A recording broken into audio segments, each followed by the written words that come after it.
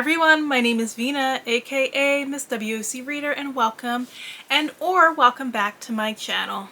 So, February was not the reading month that I thought it was going to be. I made this TBR with these plans and I didn't quite fulfill it. So there were 2 books out of my February TBR that I did not complete, and that was Hooked on You and Love, Hope, and Marriage Tropes. I'm going to try and read those books this month. And maybe it'll work out better because I was in such an off mood for most of February anyway. I had a hard time reading and some of the stuff I really didn't enjoy. So let's get into what I liked and disliked. The first book that I read for the month was Secrets and Truths by Whitney Hill. It is an Other Side Heat story, and it is the first in the spin-off series to her Shadows of the Other Side series. Unlike that one, which was strictly urban fantasy, this was more urban fantasy romance, heavy emphasis on the romance, and I really enjoyed it. It had a vampire and elf romance that was really sexy. It didn't have a whole lot of plot, but what it did have was very intriguing, and I would definitely read book 2. The next book that I read was Digging Up Love by Chandra Blumberg, and this one was such a disappointment. So to begin, I thought it was going to be black romance, and then when I got into it I actually realized that it was more multicultural romance. Both characters are biracial, although it's mostly only addressed for one character. They never actually said on page that the male love interest was biracial. However, there were things in the story that made you realize he was Mexican. So I kind of found that a little bit weird, to be honest, because the female character in this is biracial, and that is a very big part of her story because she was born, well, she wasn't born, she's been mostly raised in this small town, and it's very white, and she's felt very isolated and has to deal with a lot of microaggressions, and that is something that they talk about throughout the text because it's part of the reason she wants to leave the town.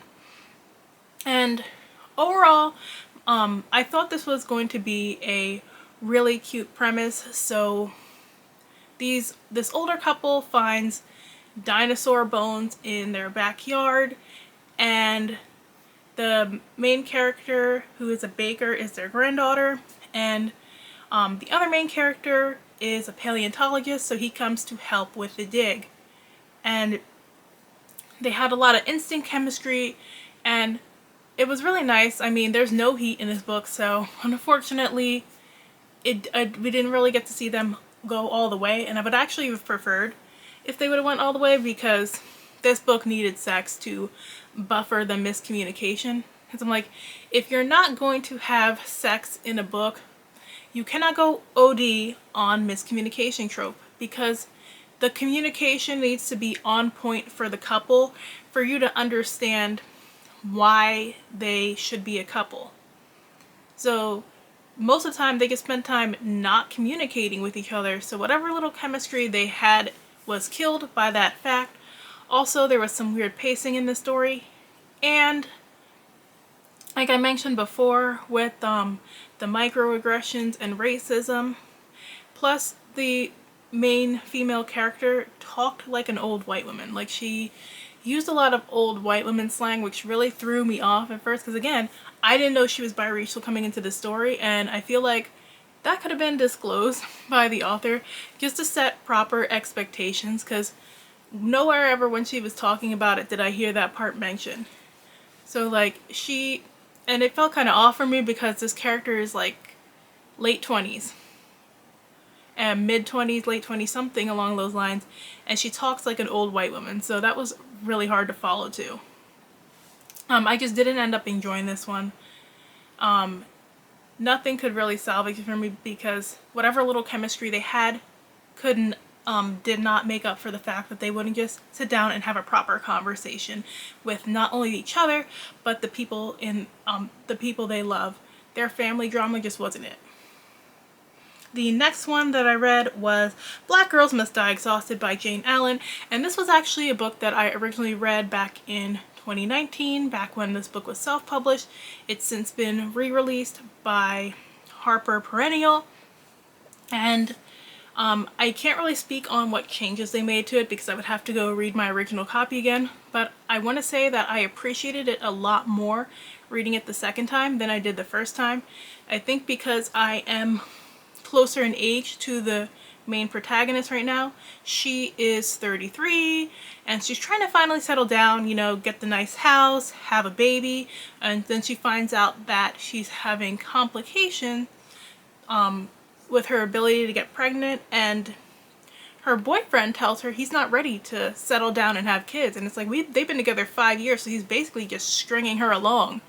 And then she has to deal with some of the craziness from her friends, and also she has not the best relationship with her dad, so navigating through that as well. All of that was really relatable to me, including that the part where she's trying to wonder where should she go next in her career and where she wants to go. And this one really resonated with me this time around. The next one that I read was The Blood Trials by Annie Davenport, and I actually want to do a separate solo review of this one, so I won't get into it too much. I will leave my blog review linked below in the meantime, but The Blood Trials surprised me because, to be honest, like at first, when I originally requested it, I did not read the synopsis. So when I finally read the synopsis and then I realized it was going to heavily deal with racism, I wasn't sure how to feel about that, just because I've read so many books in the past 2 years that have dealt with racism and dealt with racism really badly and unnuanced, and luckily that wasn't the case here.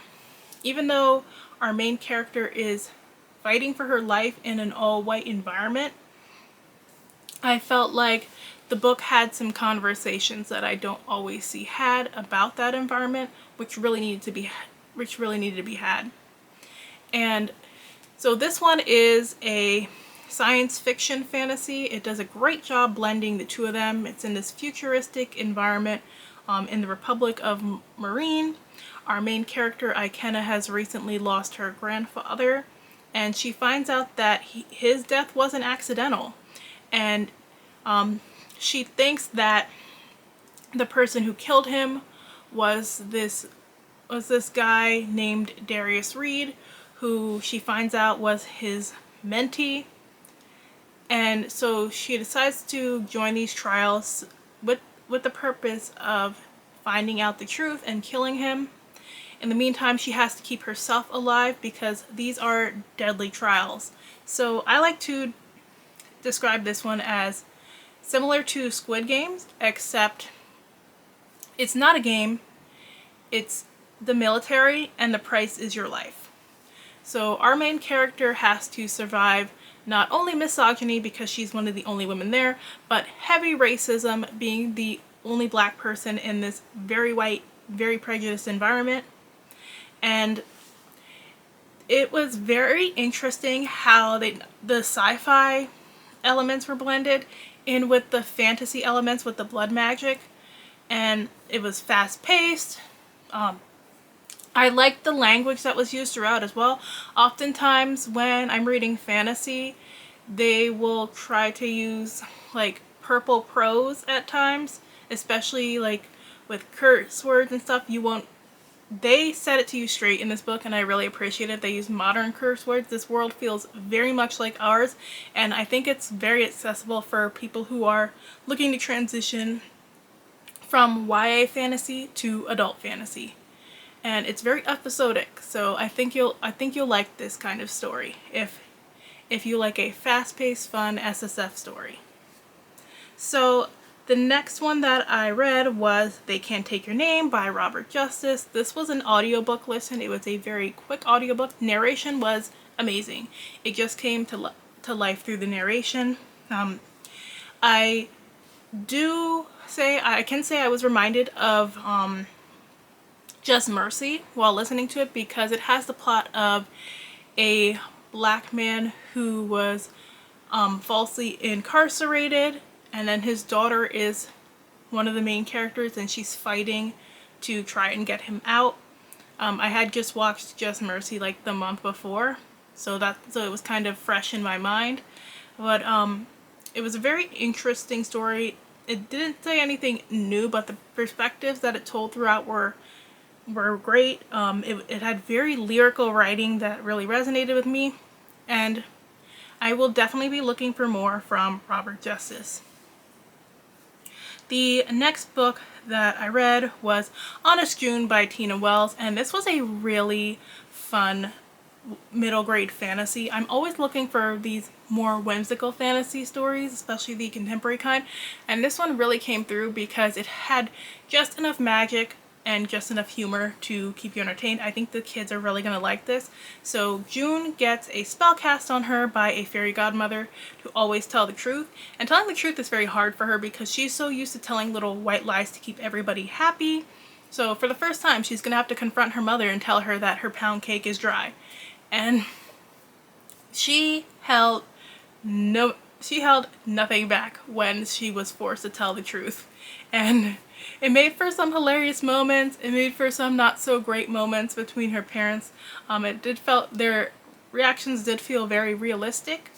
And I like how it explored situations of just navigating middle school for the first time, and dealing with parents and dealing with growing up and friends changing, getting new crushes, all that good stuff. I was reading an interview with the author, and she said that when she was writing this book, she used her marketing background to do research to figure out what young girls liked, and I really think she nailed it here. There were a few references here and there where I was like, are the kids really saying that? But other than that, it's a lot of fun. So people who are looking for more like light books for their middle grade students and children, I highly recommend this one.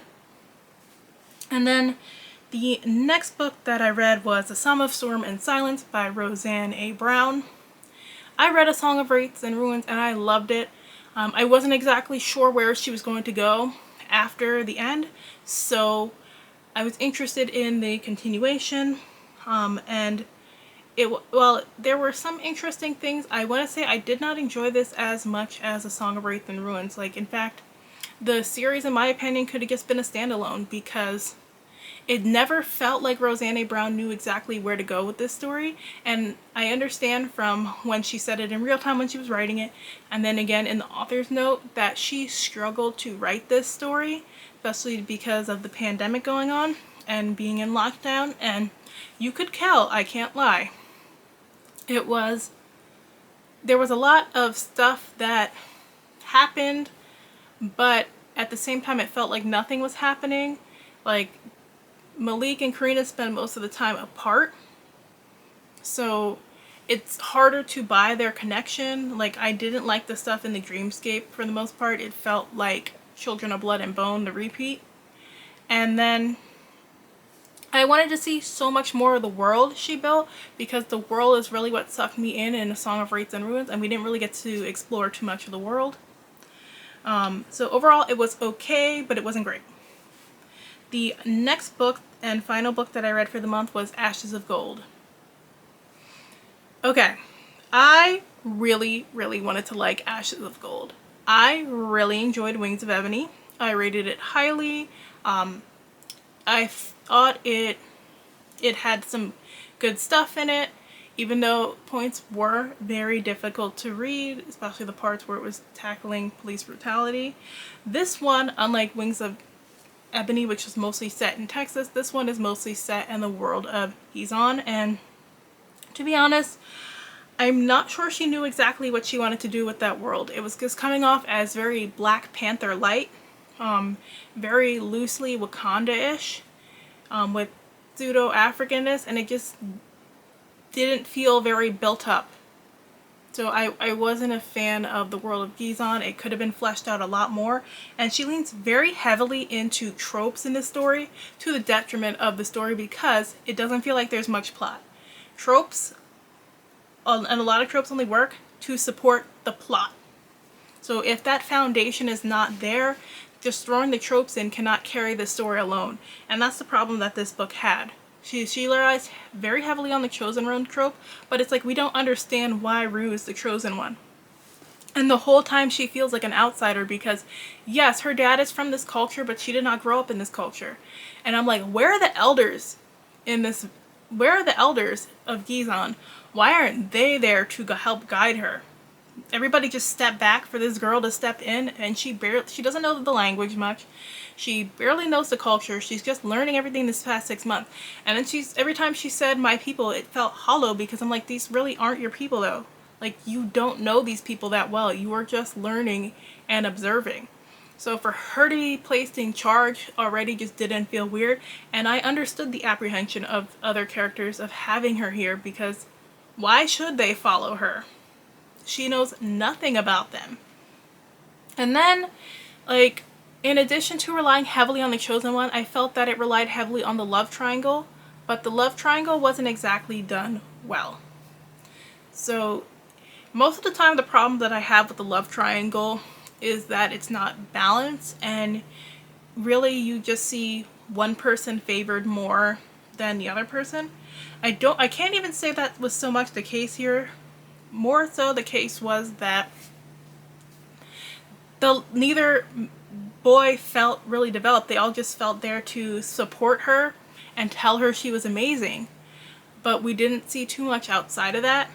And a lot of the stuff with Rue and Jamal was just like going down memory lane of way back in East Row. And then I didn't even understand why Jamal was simping for her. It just didn't make any sense. So because none of these characters were really well developed, it was hard to like feel anything for them. And then I find that sorry, there was a fly in the way. I find that we never really got to know what was going on, like with, like we never really got deep into anything. So yes, we know that they're hiding from the Chancellor and they're like having all these fights, but these fights feel very hollow. And then they're meeting these new people and the connection just wasn't there. I just really needed stronger writing and more development. And maybe she could have taken more, maybe she needed more time to write this story out, because it just didn't seem like there was a clear structure to where the book was going in book 2. So this was another one where I felt like it could have ended on book 1 and been fine. So that was everything that I read for the month of February. Let me know in the comments section below if you read any of these stories. If you did you enjoy any of these stories? Are you looking forward to any of these books? And as always, thanks so much for watching, and I will check back with you guys soon. Bye!